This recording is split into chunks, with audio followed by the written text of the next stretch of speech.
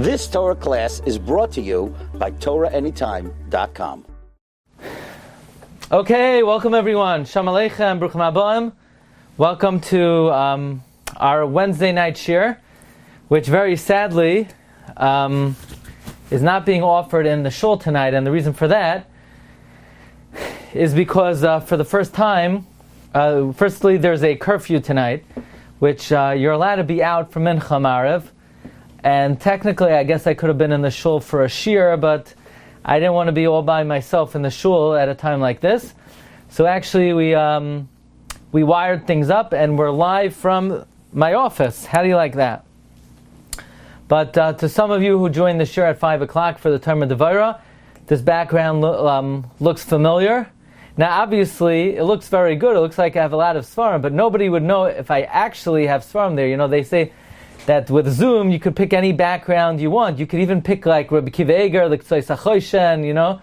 So nobody would ever know whether these are real Svarim, real Chidushim, real notes in the back. You know, it comes with the territory. If anybody wants to get a good-looking background, you can speak to me privately.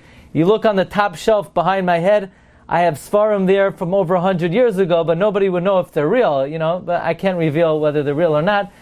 But we're going to continue on the subject about Toras Corona, various interesting she'elos that have come up during this Tekufa. We've mentioned that this period of history has been given a new name, Tekufas Corona, and many shilas have come up. Last week we mentioned from Rav Asher Weiss, and basically all the information we're going to be sharing this evening, and we may continue next week as well, comes from a kuntris of Rav Asher Weiss, the Minchas Asher on Igrois Ma'amorim that are nogea to the Magefa of Corona. So last week we spoke about whether perhaps it would be permitted to listen to music during this time of the year, during the Sfira. Obviously now it's not relevant anymore. But today, by way of introduction, we want to speak about the subject of hygiene in general. For those who want the Mara Makoimos, they were emailed out last Wednesday night. They were also emailed out today. So if you have the Mara Makoimos, you could follow along in your sheet on page 2. We're up to Ois Beis. And Rav Asher Weiss discusses the following issue. We know that Chazal tell us on the pasuk V'rapo Yirape, from which the sages learn out that from here permission and discretion has been given to the doctors, that they have permission to heal. In other words, you might think maybe a doctor doesn't have the right to heal. Maybe it's completely up to God. If God decides to bring on an illness, then it's up to Him to cure it, and perhaps there's no human intervention would not be permitted. No, but Chazal say that license has been given to medical practitioners to heal. But now the question is, okay, fine. So if Chas v'Shalom a person gets ill, they could go to a doctor, and a doctor is allowed to heal them. But does a human being, does a Jew, does a person have an obligation, a Halachik Torah obligation, to guard their health so that they won't need to come on to a doctor? In other words, is a person obligated from the Torah to preserve their health and to take care of their body? And the first step is, yes, certainly, this is a Torah obligation. The Torah mandates, the Torah demands of us that we care for our body. Now, the Rambam in the Moreh Nevuchim offers an astounding statement. The Rambam says, the kavanah of all the mitzvahs is twofold. There are two kavanos of the mitzvahs. Number one, obviously, the rectification and the fixing of our nefesh. But more than that, the Rambam says as well, v'tikun haguf. The purpose of mitzvahs is not just to correct your soul. The purpose of mitzvahs is to actually correct your body, that your body should be healthy, your heart should be healthy, your lungs should be healthy.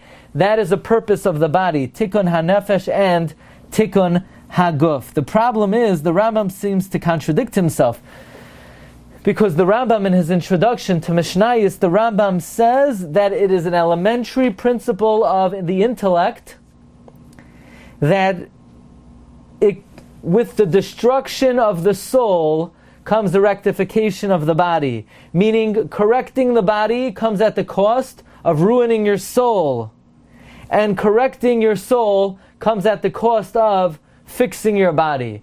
the Rambam seems to say that the body and the soul are antithetical to each other, and fixing, correcting, beautifying the body is the antithesis of fixing and beautifying the soul, and vice versa.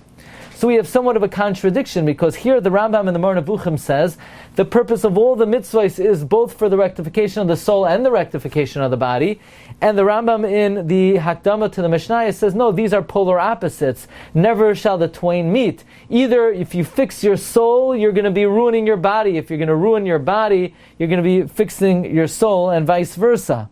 So which one is it? Does Judaism believe in the well-being and the good shape of the body, or does Judaism only focus on the soul? So the answer is, says Rav Asher Weiss, yesh v'yesh. There are really two ways and two paths of focusing on the body. Certainly throughout our history there have been nationalities and ethnicities that have put undue focus and emphasis on the shape and the sculpture and the physical prowess of the body. Certainly the Greeks, the Romans, and that type of emphasis, the body building, body sculpting, the aggrandizement, the beautification of the body is a direct contradiction to the focus and the mission of beautifying your soul. However, certainly Judaism does believe. So as we mentioned, that Judaism does not believe in the aggrandizement and beautification of the body. However, we do believe that the body plays a very important role in our service of Hashem, and that is the body is the host, the achsanya for the neshama.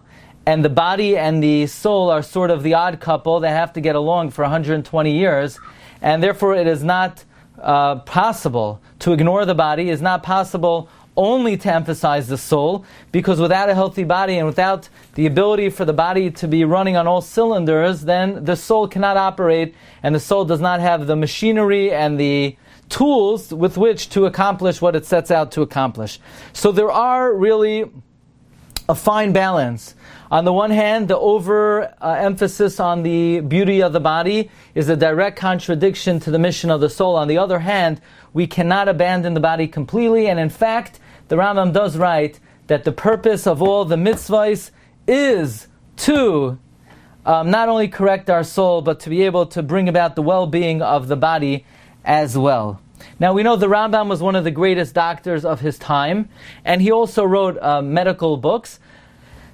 But the Rambam did not rely only on the medical books that he wrote, but instead the Rambam devoted 2 chapters of the Yad HaChazaka to talk about medical information in Perek Gimel and Perek Daled of Hilchos Deos.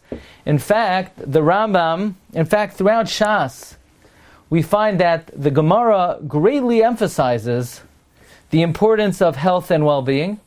So just give you a few examples. This is on page 2, the bottom left column. The Gemara says in Masechta Shabbos, Daf Pei Beis Amud Aleph, that Rav Huna said to Rabbi, his son, "Hey, Rabbi, why don't you go learn from Reb Chizda? Reb Chizda is a sharp Rebbe." And Rabbi said, "I can't learn from him. You wouldn't believe what kind of things he talks about in Shiur. I thought he was going to tell me about learning Lamdus Halacha, and he talks about Mili Da'alma. You know what he said? He said that when you go to the Beis HaKisei, you shouldn't push too hard, because it could dislocate some of the stones of the rectum." Can you imagine a Rebbe talking about this? This is what I go to yeshiva for? To learn how to act, conduct myself in a bathroom? Come on, I'm going to a real yeshiva where they have lamdus, where they have halacha, not where they learn this kind of stuff. If I want to learn this kind of stuff, I don't know where I would learn this from. So his father said, "Your Rebbe is telling you about health, and you're calling it Mili Da'alma? If this is what your rabbi talks about, then you need to go to him and only to him. He's the best rabbi around." If he would be talking about halacha and lamdus, that's a small thing. But he's telling you how to preserve your health, for sure you need to go to him. The Gemara Brachas on Daf Mem tells us how to eat. After everything you eat, you should eat salt. After everything you drink, you should drink water. Why is the Gemara telling this to us? What is this? Does this promote Yiras Shamayim? Does this promote Midos Toivos? Does this promote Dikduk B'Halacha? No. All it does is it promotes health and well-being. But we see that clearly the Gemara considered it vital to convey and impart how the person could preserve their health and keep themselves well. The Gemara in Shabbos on Daf Yud talks about the importance of breakfast every day. Pas Shachris. We live in an age, people say, I'll grab a coffee and I won't eat till lunch. According to the Gemara, that's considered unhealthy. The Gemara talks about all the physical and psychological benefits that accrue to somebody that eats a healthy breakfast. And furthermore, Chazal talk about the importance of bathing, of hygiene, of laundering, of clean clothing. So this is not just what we call mili da'alma, but this is all the basis of the Torah. This is Torah. In fact, if your Rebbe is talking about good health, good eating, good exercise, that's the Rebbe you need to go to. He's better than a Rebbe that doesn't talk about that. So this is really the introduction to this subject. And we're going to speak about a few very interesting halachos today. Let's begin as follows. This shaila I did receive personally, and it was an obvious shaila during the times of this crisis. It's well known that after a woman goes to the mikvah, she is not permitted to bathe or take a shower. Even though she may want to, she may say, that mikvah water, after 100 ladies were in it, ugh! But there is a halacha that a woman should not bathe or take a shower after she goes to the mikvah. And it was asked because many women were concerned, okay, fine, I'm going to go to the mikvah. Even that was sort of... many women had to brave the elements and go to the mikveh during this period because many were afraid of catching the disease, or maybe it was transmitted in the water. But the truth is, probably the safest place in New York City were in the mikvahs. The amount of chlorine that they put in the mikvah not only could kill corona, probably could kill a cow or a horse. But still, many women were not comfortable going to the mikvah, not being able to bathe after. So it's very interesting. The Rama writes, and this is on page 5, Ois Yod Aleph, the Rama writes in Yerodei Siman Reish Aleph Sif Ayin Hey, that after going to the mikvah, it is permitted to bathe in order to warm yourself up. But to clean yourself, says the Rama, Yesh Oisrim, there are those who prohibit it, and that's the minhag. Now, what's the basis? What's the rationale of this halacha? Why would you not be able to bathe after the mikvah? So the Mordechai in Shavuos Siman Tavshin Nun brings that the reason is based on the Gemara in Shabbos. The Gemara says that someone who goes to the mikvah cannot wash themselves with mayim she'uvim afterwards, because they may think that what purified them was the mayim she'uvim, and after that they'll say, and next time I'll just take a shower. What do I need the mikvah for? If anyway I'm taking a shower, they'll think the shower is what's metaher them, and next time they'll skip the mikvah entirely. However, the Mordechai and the Ravya dismiss this chumrah, and they say this chumrah only applies to truma. And the Darkei Moshe brings that most Rishonim also dismiss this chumrah, although we abide by it. But Rav Moshe has a tshuva in Yerodei Chelek Beis Tzadik Vav, that let's say you have a woman, she's an istanis, one of these very fussy women. She can't take the mikvah. In the mikvah, one time, 30 years ago, she saw a speck of dirt, and she thinks it's all dirty. So the woman says, I ain't going to the mikvah unless I could take a shower after. So Moshe says, let her take a shower. The whole concept of not bathing after is just a chumrah, and we're not going to impose that chumrah under these circumstances. So says Rav Asher Weiss, all the more so, certainly one would be allowed to take a shower after going to the mikvah, especially during this tekufa of time, being that many people perhaps would be uncomfortable in not being able to bathe. So somebody wanted to know whether the mikvah that a woman goes to makes her body tahar or her soul tahar, and the answer is neither. When a woman goes to the mikvah, it is not to make her tahar, it is to make her mutter. This is a very important halacha. Many people, actually probably almost everyone, mistakenly thinks that a woman goes to the mikvah to make herself pure. she's not making herself pure because for all intents and purposes she wasn't impure. A woman goes to the mikvah to make herself mutter. The same way an animal is shechted, not to make it pure, but to make it permitted. A woman goes to the mikvah not because she is impure, but because she's prohibited. The same way a ger goes to the mikvah to have an aliyah, to have an elevation. A woman goes to the mikvah to have an elevation, but not to make herself pure. But that's just for your personal information. Okay, now I want to tell you another interesting chidush. Baruch Hashem, we just started by us the outdoor minyanim. I see David, right? How's our outdoor minyan, right? David loves it. He's enjoying our outdoor minyan.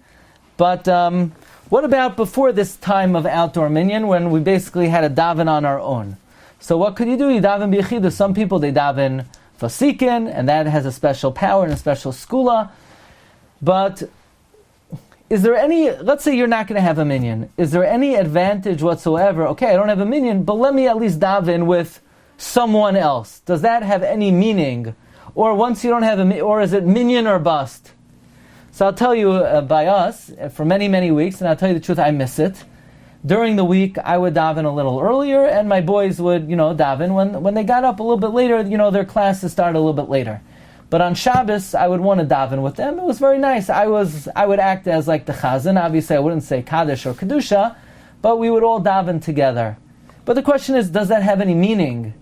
And if it does have meaning, is there any inyan if you can't have a minyan? Should you daven with your wife? Should you daven with your daughter? We know a wife and a daughter, they can't be mitzdarif to a minyan, but is there any concept of davening with 2 or 3 people? So Rav Asher Weiss quotes the chidush of one of his ancestors, Rav Mordechai Bennett, that Rav Mordechai Bennett said the following chidush. We know the pasuk tells us, "Hein kel kaber v'layimas."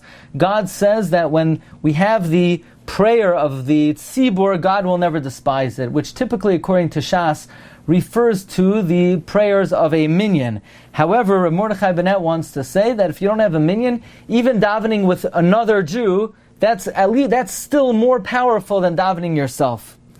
Now, Rav Asher Weiss is sort of incredulous about this chidush, because if you look throughout the Gemara, for example, the Gemara Brachas on Zayin Amud Beis, the Gemara tells us that Rabbi Yitzchak said to Rav Nachman, why don't you come to Shul to daven? So Rav Nachman said, I can't, I don't have the strength.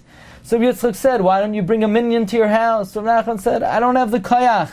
So Rabbi Yitzchak said, why don't you ask the chazan to let you know when they're davening in Shul, and you'll daven at the same time? And that has meaning, like the Gemara cites the pasuk of Hein kel kaber v'lo yimas. That seems to indicate that the pasuk of Hein kel kaber v'lo yimas is specifically referring to minyan, and there's no significance of davening with another person. However, the Mordechai Bennett wants to marshal the Gemara that talks about, if let's say 2 people are guarding a dead body. Now, what are they guarding the body from? From mice. Mice are very often could defile a dead body. So let's say one of them needs to daven. So what they would do is one would guard the body, the other would go off and daven. Then the other would come and guard the body, and he would go off and daven. And the Gemara says, what if they're both on a boat?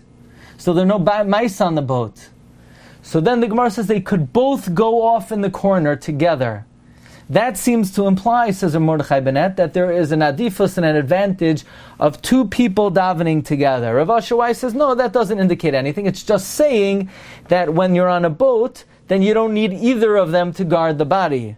Be it as it may, says Rav Asher Weiss, if Rav Mordechai Bennett says this chidush, he was one of the great luminaries in an era of Chassam Sofer and the Hafla and other great giants, and therefore if he says this chidush, we will accept it. And therefore, yes, in fact, if you cannot daven with a minyan, it is in fact better to daven with at least another person.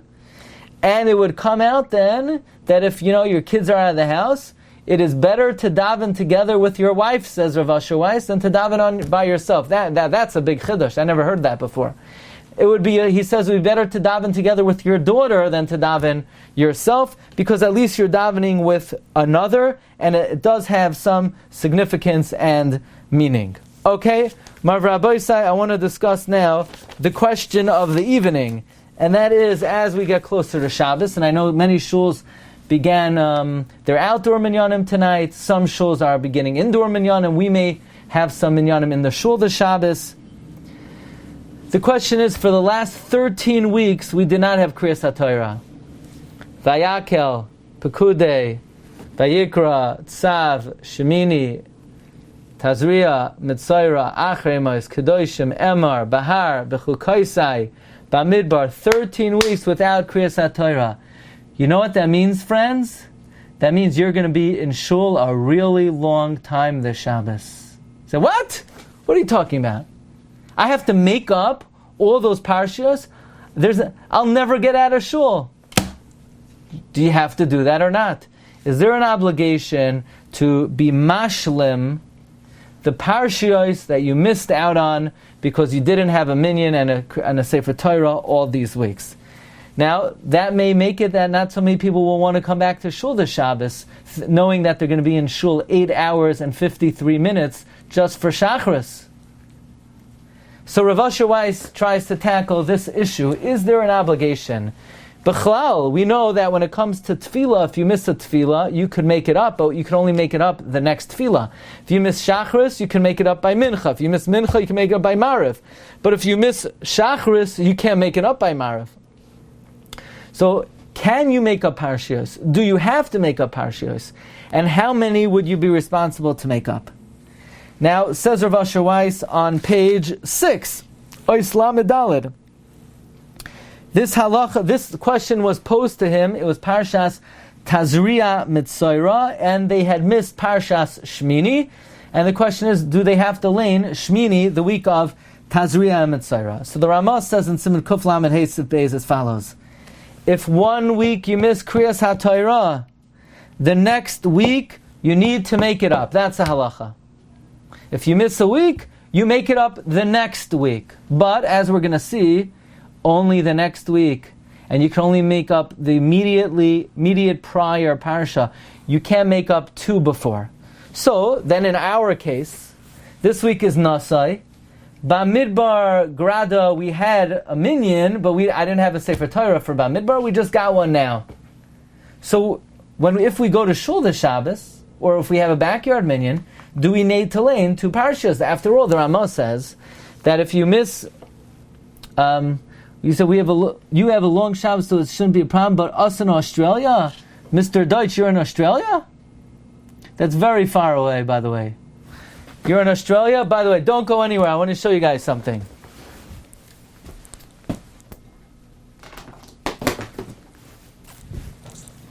Even though I never publicly revealed this, and I'm a little embarrassed, but I do have one little vice that I have a magnet collection of places that I was zoicha to give shiurim at. And as you see, what country is this? What continent is this? Australia. But look what it says. I can't see it.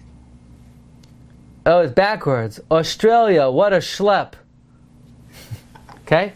But that's a very far away. You like that? That's not the problem. The problem is we can't leave the country to go anywhere else. That's the problem. Yeah, right. You're stuck. You're stuck. Yeah.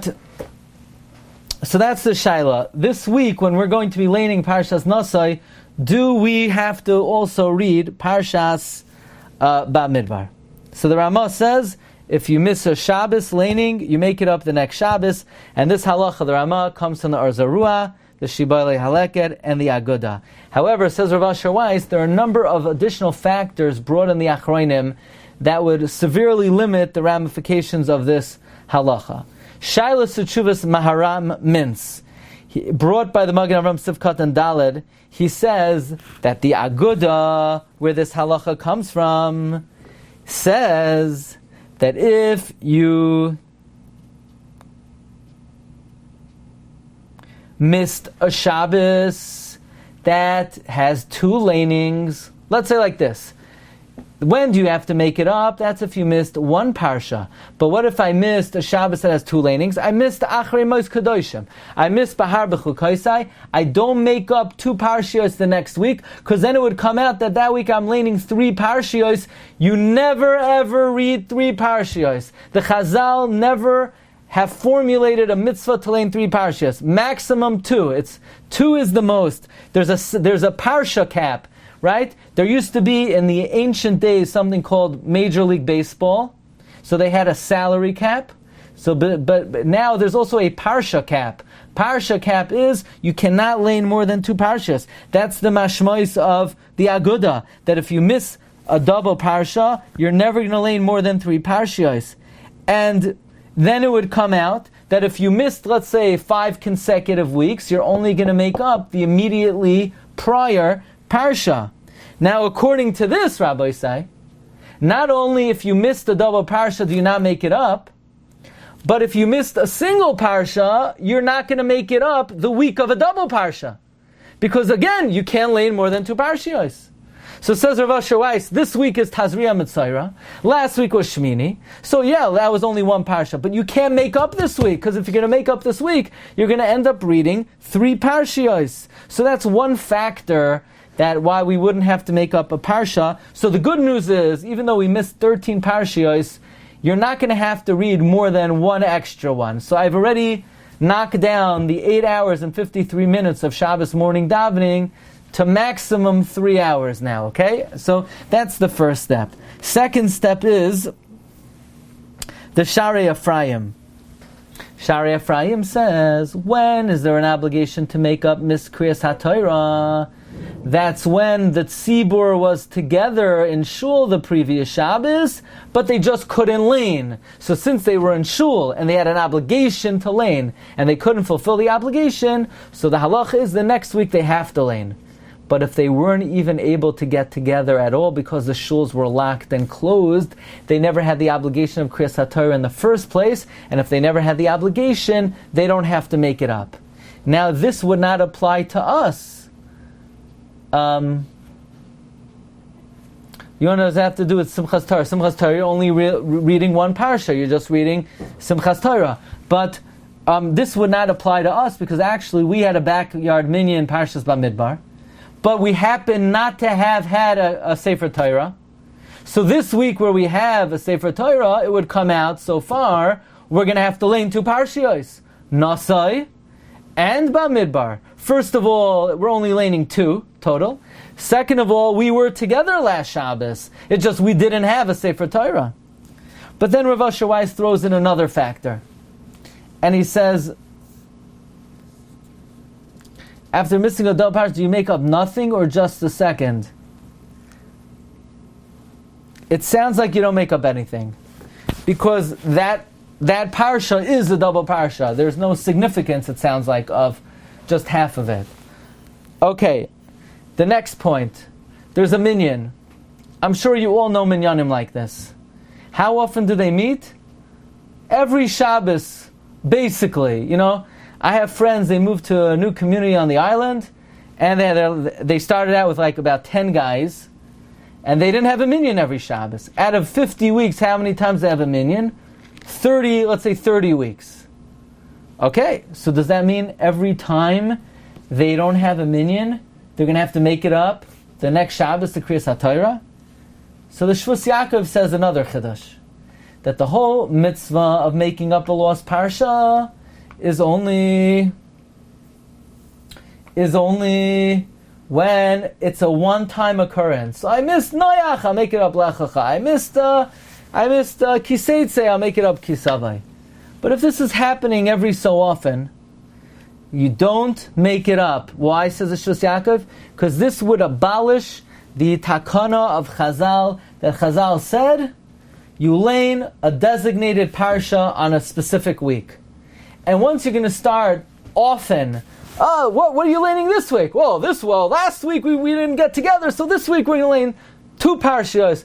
And so you're really ruining the rhythm and the uniqueness of the parsha of the week. So occasionally there would be an obligation to make it up. But if this is a minyan which is sporadic and haphazard, there's no mitzvah to make up what lost Parshias. Says Rav Asher Weiss, in his opinion, this would apply here also. I guess especially in Israel. And that is, first, the Minister of Health said you could have a minyan. Oh, so we got together. Then there were spikes in the cases, and they said no minyan the next Shabbos. So this week, yeah, that week, no. So this is a situation that's vacillating, changing back and forth. And therefore, says Rav Asher Weiss, in that case, we would never obligate makeup because that will really disturb the uniqueness of the parsha to the week. Somebody wanted to know what do they do in the Holocaust. So again, as we mentioned, when you miss parshas, anyway, you're never going to make up more than just the week before. But I happen to know there was a certain gadol, one of the rabbanim in this neighborhood is a descendant of his.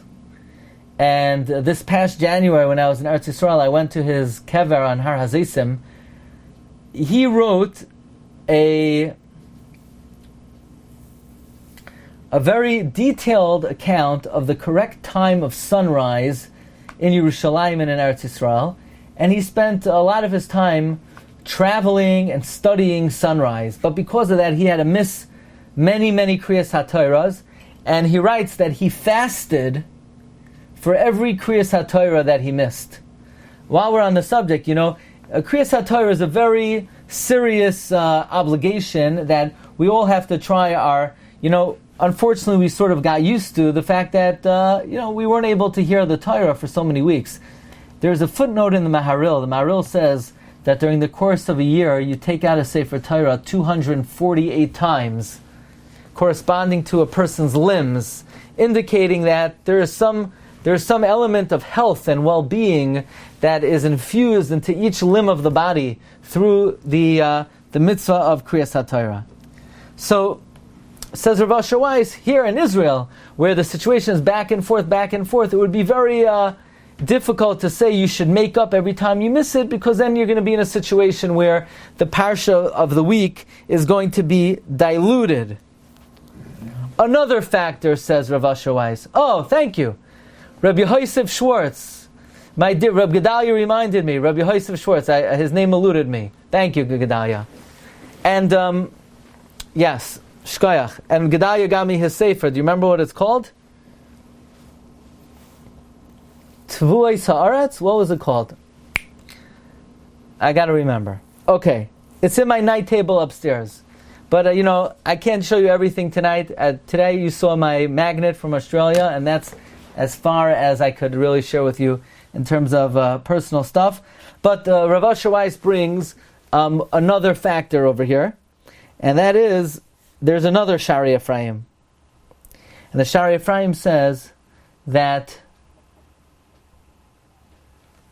okay, somebody wanted to know, well, I read from a tikkun every Shabbos. That doesn't really help, because that's not the mitzvah of Krias HaTorah. You have to read from a Torah. Anyway, there's another factor here. The factor is that this din, that if you miss a parsha, it has to be made up, that's only if the majority of the tzibur did not hear Krias HaTorah the week that it was missed. But if, let's say, 1 week the shul was locked, and everyone had backyard minyanim, and most of the people heard Krias HaTorah on their own accord, then when the shul reconvenes, says Rav Asher Weiss, quoting the Shari Ephraim, there is no mitzvah to lane, you're not allowed to lane. And therefore, says Rav Asher Weiss, it could be here in Israel, where even before they allowed the backyard minyanim, they had porch minyanim, and many people did hear Krias HaTorah. Maybe it's a situation where the majority of people did hear Krias HaTorah. So in the end, Rav Asher Weiss gives 4 reasons why you would not have to make up the Krias HaTorah, and I do not feel that any of them apply to our situation.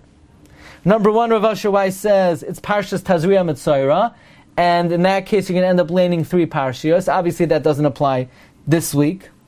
Number 2, the Shari Ephraim says that the din that you have to make it up is only if the tzibur got together and didn't lane, but if they couldn't go to shul b'chlal, then there was no chiyuv to lane. Well, as I mentioned before, that was our situation. We did get together last Shabbos, we just didn't have Krias HaTorah.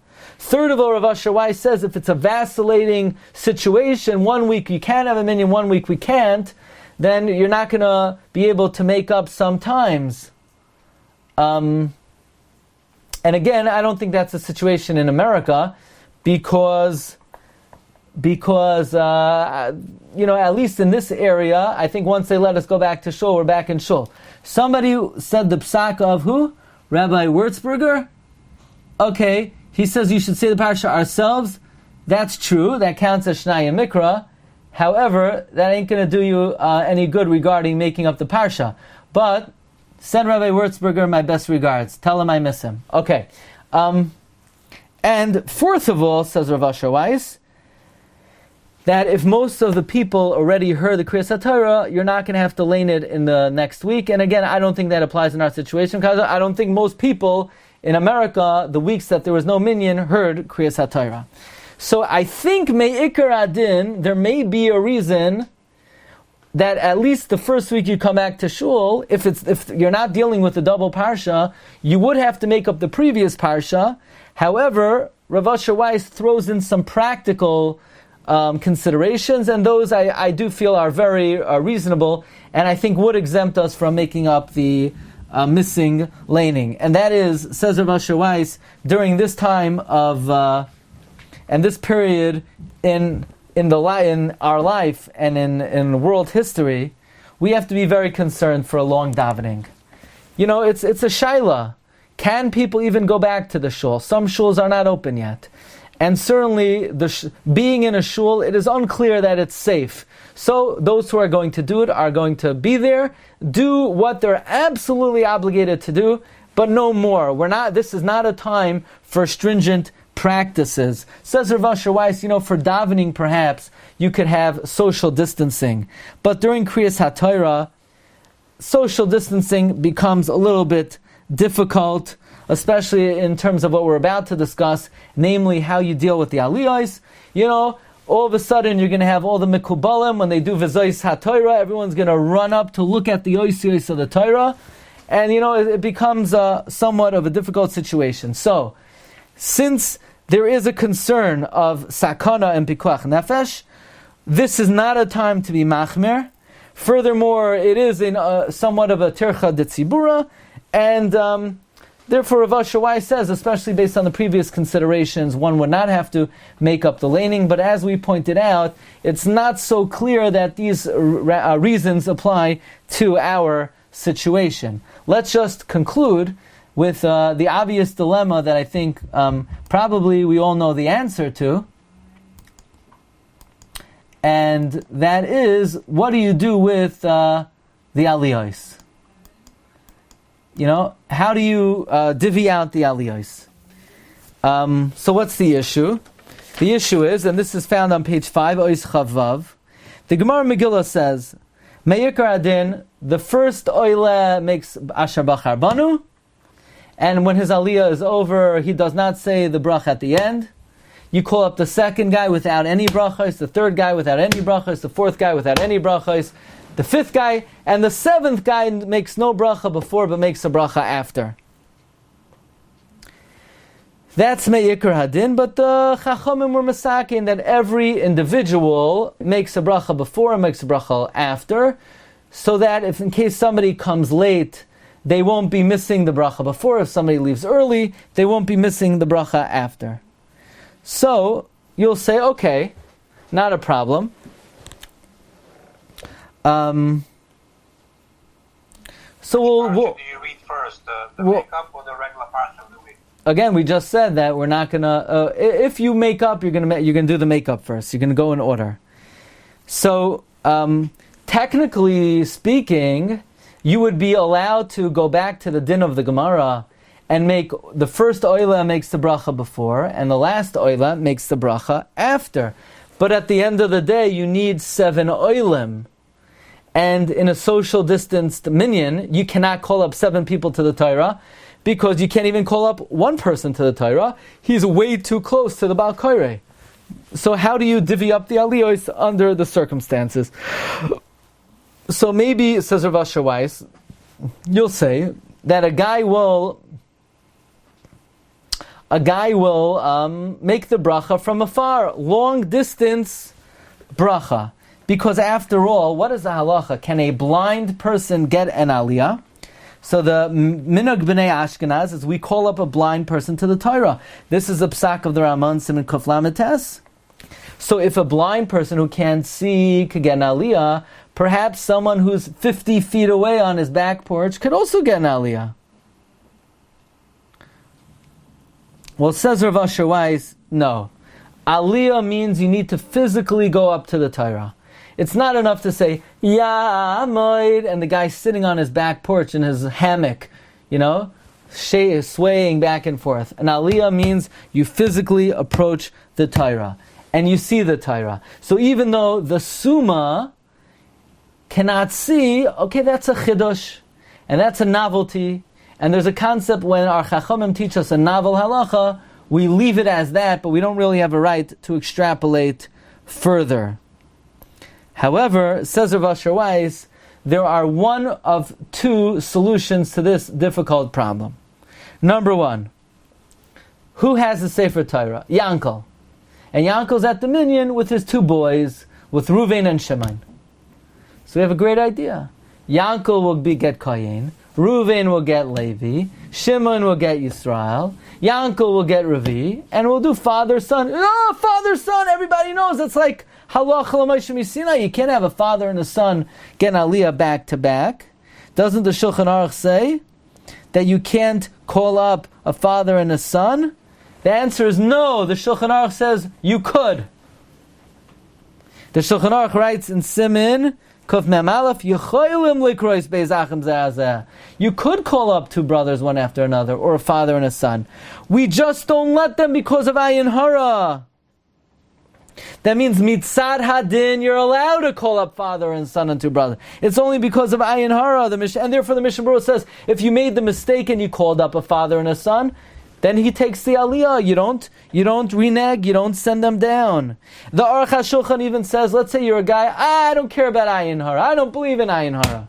Then you could take the aliyah. And even though that's not the minhag, but says Rav Asher Weiss, under the circumstances, which is a shas hadchak, you're not going to be mavatel Krias Hatora because you can't figure out the aliyah, so you'll have a father and a son, and there's no ayin hara because everybody knows that there's no alternative. However, says Rav Asher Weiss, is a much simpler solution, and that is Chazal were masakin, you call up 7 people, but they never said you have to call up 7 different people, because the Shulchan Aruch writes that if you have a tzibur of Amei Haaretz who can't make the bracha, call up one person for all the aliyahs. And even though we don't do that bisman hazeh, and we let the Amei Haaretz go up, even though they don't know how to read, nevertheless, certainly the halacha remains true, and that is that if we have extenuating circumstances, what you could do is, and this is lemaisa the halacha, that we call up the Bal Koirei for Koyen, for Levi, for Yisrael, for Ravi, for Chamishi, for Shishi. Now obviously we're going to charge him big time, we're going to take his credit card number, we're going to hit him up for the building fund, and we're going to put his name on the building. After all, when else could you get 7 aliyahs back to back to back?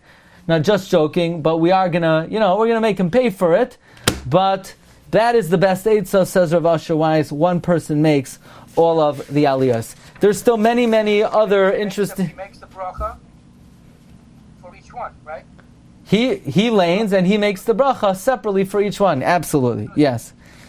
Be'ezus Hashem, Rabbi Sai, next week we're going to discuss another number of interesting shailas, priority in terms of saving life, sharing respirators. Can you use Zoom on Shabbos and Yom Tif to visit family or to visit elderly parents and grandparents? Obviously not to watch the Shiur. You cannot use Zoom to go on to Torah anytime, even on Shabbos and Yom Tov. As much as I'm a proponent of Torah anytime, we don't do that on Shabbos. But the question is, what if there's a pressing need? And that is something we're going to discuss, Be'ezus Hashem, next time. And until then, wishing everyone a great night. I want to remind everyone, every day at 5 p.m., we learn Tomer Devaira. And Be'ezus Hashem, if you want to stay tuned for all the schedule of Shiurim, Have a great night. Shkayach. Wasn't Rabbi? Yeah. Wasn't your highness? You've just experienced another Torah class brought to you by TorahAnytime.com.